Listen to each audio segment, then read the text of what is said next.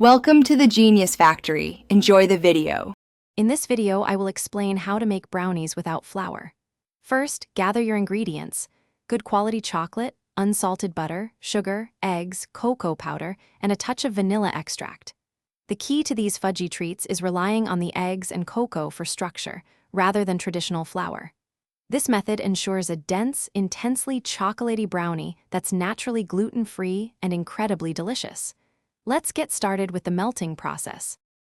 Begin by melting 8 ounces of your favorite dark chocolate with 1/2 cup of unsalted butter in a heat-proof bowl over simmering water, or carefully in the microwave. Once smooth, remove from heat and stir in 1 cup of granulated sugar until it's completely dissolved. Next, crack in 3 large eggs, adding them one at a time and whisking thoroughly after each addition. This creates a glossy, rich base for your brownies. Now, gently fold in 1/2 cup of unsweetened cocoa powder until just combined. Be careful not to overmix. Stir in 1 teaspoon of vanilla extract to enhance the chocolate flavor.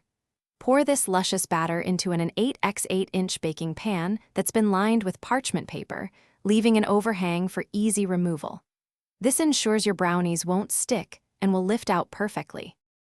Bake your brownies in a preheated oven at 350 degrees Fahrenheit for 25 to 30 minutes.